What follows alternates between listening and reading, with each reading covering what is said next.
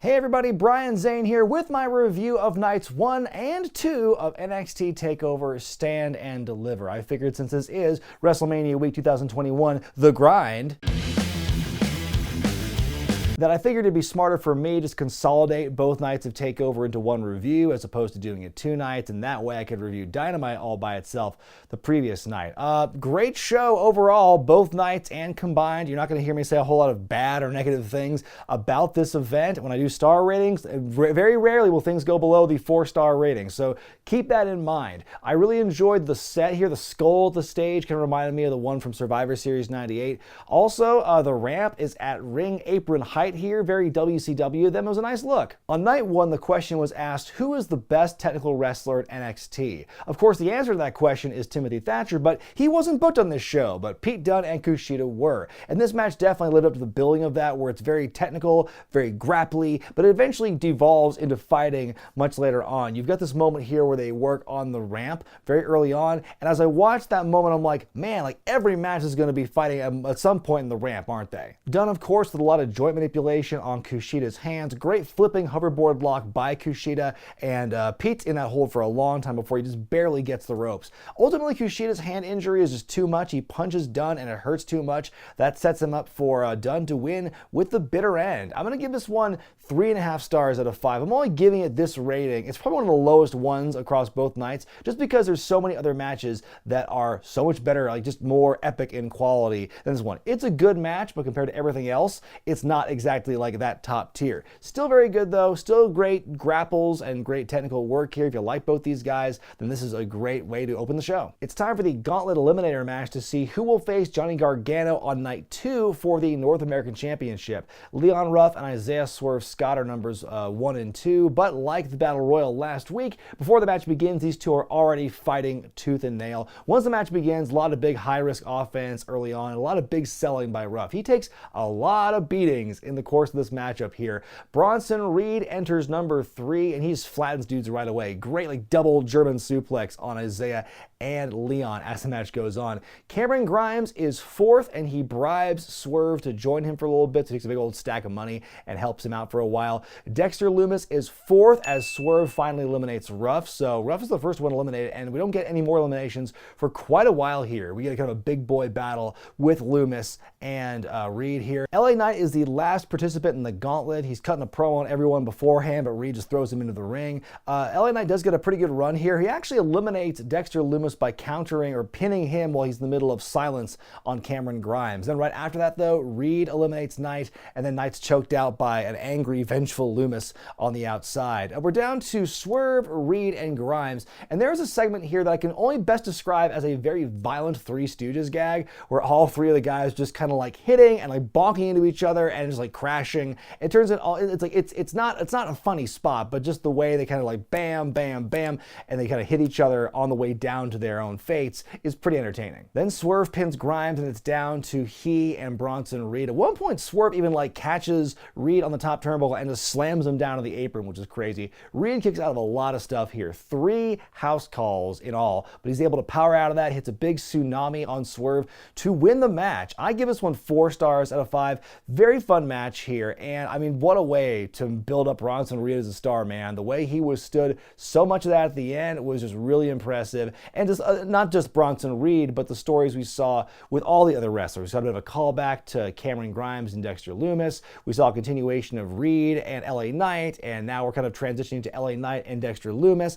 A lot of different things going on here, which made it very entertaining. The NXT UK title on the line as Walter defends against Tommaso Ciampa, who's wearing trunks in the ring for the first time in quite a while. I love these championship graphics they play during the intros. Everyone's got intangibles, psychotic, unbeatable. Ciampa starts out hot, but just one slap to the chest is enough for Walter to begin taking over. Walter goes to chop Ciampa over the desk, but he misses, and he just plows his hand right through it. And at first I thought, man, that's such an impressive thing they did there. But then they made the fatal mistake of like getting a close-up of the top of the table, and you can see the jagged, perfectly cut edge to show, oh, it's broken. It looked so hokey and fake when they did the close-up of that. Why would you just give that away by showing that and make it look so worked and stupid? did. Ciampa hits Walter so hard at one point, looks like he dislocates his own shoulder in the process. Death by 1,000 clotheslines from Ciampa, finally knocking down the big guy. Hits the fairy tale ending, but Walter kicks out. So many more hand attacks by Ciampa. A big air raid crash. Walter still kicks out. We get a chop fight near the end. Ciampa's powerbomb to hell right on his neck, but he still kicks out. Finally, a single chop to the chest is the final blow to take Ciampa down for the 3 count. Walter retains the UK title in this ludicrously hard-hitting contest, but with Walter and Ciampa, what more would you expect? I give it 4.5 stars out of 5. This is my pick for a match of the night for night 1, and I would argue it's like a toss-up 1A, 1B with another match we'll see at night 2 for the whole shebang across both nights of TakeOver. I mean, it almost reached the point where it got to be too much, where it's like almost kind of the feeling when you just eat too much of a steak dinner at a steakhouse, where it's like, hey, this stuff is delicious, but if I eat too much, I'm going to be full and slow and kind of hate myself by the end of it. But be that as it may, still a really fun matchup. Almost cringe-worthy how hard-hitting it was, and the welts, everything building up. It just looked tough as hell, and I loved it. Frankie Monet. Got Taya Valkyrie debuting for NXT on Tuesday, and her new name apparently is Frankie Monet. We'll see how that turns out. Up next for the vacant NXT tag titles, you've got GYV, MSK, and LDF all doing battle in a triple threat matchup here. MSK with a big run at the start with their high-flying skills. Ultimately, Nash Carter seems to be the one taking the bulk of the heat in this matchup. When Wesley gets the hot tag, my God, he just literally ping-pongs all around the ring. His athleticism and his agility is really something to be to be marveled at here. He gets his hand re-injured by Gibson and Drake during the match, and there's a moment here where they kind of like do this nod to, I think it was DIY on the Revival many years ago, where Wesley and Nash Carter prevent each other from like tapping out when they're in dual submission, like holding the arm up to prevent the tap out and everything. And then by the end, Legado and Fantasma are just a non-factor in this thing. They're obliterated by both teams. So it's down to GYV and MSK in the end. Nowhere to go on Gibson and Lee covers for the win. MSK are the new tag team champions. I'm going to give this one 3.5 stars out of 5. And like, what a story for MSK here. Just in like less than 4 months, they go from debuting in the Dusty Classic to winning the Dusty Classic, and then they go right on to become the new champions here in this match for the vacant belts. I think it was a great story. Talk about the Rocket just getting strapped to these kids based on what we've seen just in the first few months alone. I think there was a nice couple of nods to like tag team matches from the past at NXT, kind of from that AOP, Revival, DIY era. I think they played really well here. And yeah, it was just very exciting from beginning to end. We see Stephanie McMahon at ringside with new signee Shirai, and then it's time for the main event for night 1 as Io Shirai defends the NXT Women's title against Raquel Gonzalez. Io starts out hot, flying hither and yon. The cutoff, I think, is supposed to be Raquel catching Io in mid-moonsault onto her shoulder, driving her into the post, but she ends up coming down too hard and fast. They just fall over like it's a regular moonsault, and they try and cover for it, and they do a pretty good job recovering from there. Io makes a comeback. It's a tiger feint kick, the missile drop kick. Raquel's in a crossface for the longest time, but she's finally able to grab the ropes. They fight their way up to the ramp, and you've got Io doing the giant dive off of the skull. But not before the camera does the dramatic pan up the skull to see her. There she is. Big dive to Raquel, which was really fun to see. Back in the ring, you've got a powerbomb on the floor by Raquel, and then Io with the palm strike, but Raquel powers out of it, hits a big clothesline, hits the one-on powerbomb again. She wins, and she is the new NXT Women's Champion. I give it 4 stars out of 5. A great main event and a really strong showing by both ladies here. Io showing the fighting spirit, not just in the build to this, especially in the go-home week for NXT, but also in this match itself and how she had to try and like withstand the overpowering domination of Raquel Gonzalez. And Raquel winning the belt just feels right, and it feels good. It was kind of foretold as far back as War Games when she pinned Shirai in that matchup, and just you can tell from that moment, oh, she's going to get that Rhea Ripley treatment where she gets the rocket strapped to her, and she's going to be that next big star. And I think this is a great coronation for her. This match, I think she totally, held her own. Io did as well, and now she's crowned the champion. It's great stuff. Night 2 of TakeOver begins with a performance by Poppy, and then it's time for the ladder match to determine the undisputed Cruiserweight champion as Santos Escobar takes on Jordan Devlin. Early in the match, there's a big moonsault to the outside by Devlin, who just keeps rolling and hits the back of his head on the announce table, which looked really painful. Santos spends a lot of time working over Devlin for the bulk of this match, trash-talking all the while, beating him up with the ladder. Finally, Devlin turns it around with a single DDT off the ladder, and we just immediately get this is awesome chant. I'm like, damn, you guys are like really, it's a fine match overall, but like at that point, like give it a few minutes, then do the this is awesome chant. Jordan's finally able to mount a pretty good comeback here, even with a big moonsault off the tippy top of the ladder, which is always horrifying to watch because it gets very wobbly when someone's on the real top there. Mendoza and Wild jump him on the outside, and Santos eventually shoos them away. They don't get the job done though because Jordan hits a big Spanish fly off two ladders next to each other. In the end, both men are up top. Devlin just is shoved off the top and lands, just flies back first into this ladder in the corner. Santos grabs both the belts hanging above the ring and is the new undisputed Cruiserweight champion. This one gets 4 stars out of 5 for me on this one. I think it was a very good ladder match. It wasn't too crazy. They kept it pretty simple with what they did in this thing. You've seen more insane and more contrived ladder spots. I liked that they had some restraint with this one. It didn't go absolutely batshit insane with building fun erector sets out of the ladders here, and just made it, they kind of brought it back to basics here, and I think it really worked. MSK are interviewed backstage about their big win the night before, and they talk about how they're excited to be facing Killian Dane and Drake Maverick for the belts later on. And speaking of tag titles, the women's belts are on the line. You've got Shotzi Blackheart and Ember Moon defending against Candice LeRae and Indi Hartwell of The Way. Shotzi taking the heat pretty early on here, takes a lot of the beating as Indi and Candice work her over. Hot tag to Ember, and we get this big Tower of Doom spot from all the participants. Now the transition has happened where Ember takes a lot of the heat here. As Shotzi comes back later on though, does a big dive through Ember's legs, through the ropes, but no one catches her. She flies right in between Candice and Indi. No one really gets her. Luckily, Shotzi's able to kind of roll through it, so she takes it all on her back on the barricade. It could have been a lot worse, but it was kind of scary in the moment. Ember follows up immediately with a somersault plancha of her own, and then she hits a double eclipse somehow. I don't know how the physics of that made no sense to me, but there's the double eclipse, a big senton from the top by Shotzi onto Indi for the champions to retain. I give this one 3.5 stars out of 5. I think, again, a really good match here. The challengers looked great, but the champions looked better, and it's crazy that in 2 title matches for the NXT Women's Tag Belts, that whole division and that whole championship is already looking a lot brighter of a future, and it's booked a lot better than the 2 years and change we've seen from the main roster Women's Tag Belts. We see the collegiate and Olympic wrestler Gable Steveson at ringside for this one, and that dude's got a big star written all over him in his future if the company can really get their hooks into him. And up next, Johnny Gargano defends the North American title against Bronson Reed, who of course won the Gauntlet Eliminator the previous night. The story here early on is Reed throws his weight around with a smaller champion, but Johnny is very resourceful. Repeated attacks to Bronson's tum-tum allows him to really begin to take over. Reed selling the ribs. He really can't capitalize every time he tries to mount a comeback. Johnny at one point, he gets caught in an electric chair, but he counters into a reverse Hurricane Rana, which is pretty cool.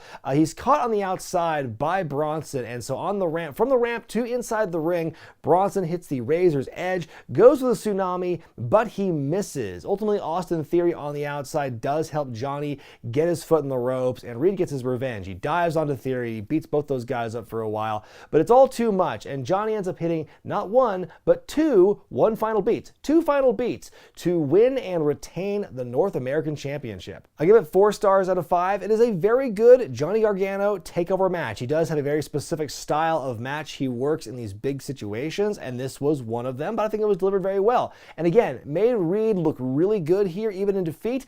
I still think the wrong guy won, though. I don't believe at this point Gargano needs the North American Championship at this point. I think that Reed, with the momentum he got on night 1, I think to have him win it here would have made a big impact. And they might hold it off until later, I guess, but why not strike while the iron's hot? And just you made him look so good here in this Gauntlet thing the night before. It just, to me, it felt right to have him win, but didn't happen tonight, I guess. Pete Dunne and Lorcan and Birch are sitting at ringside watching this next match, the first of 2 main events of the evening, as Finn Balor defends the NXT title against the former champion who never officially lost it, Karrion Kross. Finn's entrance before he comes out, there's a whole bunch of pictures around the arena of him in the before times, back when he was still the Demon, and there were crowds and everything. Slow beginning of the match. Finn has got kind of like red war paint on his chest, and it immediately just gets all over Karrion, on his face and on his wrist tape. There's a part of me that gets kind of a certain satisfaction in wrestling when you see like the face paint immediately wear off on other guys and just makes a big mess. Like, all that work for nothing. Finn's working over Karrion's previously injured arm and shoulder. Really has the challenger on the ropes for a while, but Kross is just too powerful and gets on top for a long time. But to his credit, though, like, everything he does, he still sells like the hand and the arm and the ribs and everything. Everything Finn was doing still counts and still matters at this point in the match. Balor does mount a comeback after he avoids the big forearm from behind with a Pele kick, and he hits the coup de grace, but Karrion still kicks out. And actually, after he kicks out, he gets Balor, tries to get him the cross jacket from the kick out as well. He's beating the hell out of Balor, who still remains defiant to the last. He's daring Kross to do more to him. Kross the big forearm from behind, and once again, Kross wins and becomes the NXT champion for a second time. I give this one 4 stars out of 5 as well. I'm sorry they're all 4s. I mean, they're all really good matches, and it's kind of hard to differentiate. So 4 stars for me on this one. Another very aggressive, hard-hitting match, and it's one of Kross's best in NXT. I think Balor really helped him step his game up for this one, and to me it feels the balance has been restored now that Karrion has regained the championship he never lost, and we'll hopefully see some more out of that reign instead of him just giving up the next night on NXT. And now you wonder where Balor's going to go after this. Like, could he stay at NXT for a while? Maybe he's kind of outgrown NXT and goes back to the main roster, but that's kind of like a really, kind of a crapshoot situation. I wouldn't have him go back up there. What do you think is going to happen to Finn after this show? Let me know in the comments. We get an interview from Santos Escobar backstage where he kind of shrugs off the accusations that Wild Mendoza helped him win the match, and he reiterates he is the Emperor of Luchador. And then we see Raquel Gonzalez, new women's champion, at ringside. Then our big main event, the second of 2, unsanctioned match as Kyle O'Reilly takes on Adam Cole. There is like an hour left in this show. Like, this is the big emotional match where it's got to go an hour or so from beginning to end because we got to fit all that emotion in there. It does get kind of tiring after a while. The match is not bad, it just goes really long. Of course, it's a big brawl to start things off, and as things break down, there's immediately weapons and the environment are used, like the pillars that kind of like hold up the light grid over the ring, and there's chairs, and there's a toolbox, and there's a chain, there's a tire iron. There just aren't enough things in this match. They got to really explore the entire space in this thing. It's really hard just to do kind of a blow-by-blow account of what happens because it does go so long, but the main story is Cole really tries to exploit Kyle O'Reilly's previous neck injury, and O'Reilly just has all these big fiery comebacks and everything. At one point near the end, you've got this moment where the referee is down. They're fighting on the ramp, and they do this guillotine spot. They both fall through the stage. Cole with a sick-looking brainbuster on the steps to O'Reilly, but Kyle just barely, instinctually kicks out by just kind of meekly lifting his shoulder off the mat before the 3. Kyle ducks the last shot. He's able to counter the Panama Sunrise, hits his own last shot, but there is a kick out. By the end, one of the chairs is set up with the feet sticking up in the middle of the ring. Cole's got evil intentions, but Kyle hits him with a low blow, wraps a chain around his leg, does a big diving knee drop to the back of Cole's head into the chair. So double whammy, Kyle pins and wins to, win the match. This unsanctioned bout, and of course, next week, Adam Cole's going to pull up Britt Baker and say, that didn't count because it's unsanctioned. The heel still wins. Kyle O'Reilly wins, and his terrible music plays again. Something I forgot to mention about this is that Cole and O'Reilly both have the worst fucking entrance themes right now. Like, both of them lost the Undisputed Era theme in the divorce, I guess. Like, what is with these themes? Who's doing these? Do the theme songs, these generic-ass theme songs, these guys, scream star to you? Is there anything you could hear, you immediately identify as Kyle O'Reilly's theme or Adam Cole's theme? Nothing about those themes are distinct, and it's a damn shame, too, that we have to hear one of those crap themes to close out the show. I give it 4.5 stars out of 5. Awesome main event, and easily the match of the night. Such like drama and emotion and stakes in this thing, so much physicality, so much going on with it, but man, this thing was long. That's the hallmark of Triple H and Shawn Michaels running NXT and their big blood feuds. You got to have this hour-long, emotional anime brawl, and it's just, it gets draining. For me personally, I'm tired. I just want to have a shorter match to wrap things up. Didn't have to go that long. Like I said, I think that Walter and Ciampa, I would argue, is actually a better match than this one. I give them both 4.5 stars, but I would say that Walter and Ciampa is a better match because they got just as much of a reaction, not doing as much, and in far less time. My combined grade for both nights of NXT TakeOver Stand and Deliver is an A. Nice, big, solid A. No real complaints about this show that would knock the grade down for me. A couple of nitpicks like the super long main event, which is kind of draining, and the just blatantly obvious gimmicked table for Walter's chop, which they could have easily not shown you and it still would have looked convincing, but nope, they just had to lift the veil. But besides that, there was not one bad match across either night here. Just NXT had a lot to offer on this 2-night event. You know, in takeovers past, when they only have 4 or 5 matches, there's always kind of this feeling of wanting more of what the roster can provide. They gave you the glut. They gave you the entire buffet of NXT and the best of what they have. And I think, yeah, every match delivered, every wrestler delivered. The main events absolutely tore the house down. And so, yeah, I think WrestleMania, every year we say that WrestleMania's got a lot to live up to from what TakeOver does, and this is no exception. But what did you all think of the 2-night TakeOver? What was your top match of the event? Was it Walter Ciampa? Was it Cole O'Reilly? Or was it something else? Let me know in the comment section below. And of course, the grind continues later in the week with the SmackDown Live review, the final SmackDown review, by the way. And then, of course, WrestleMania's nights 1 and 2. God help me. I'm Brian Zane, and I'll see you next time.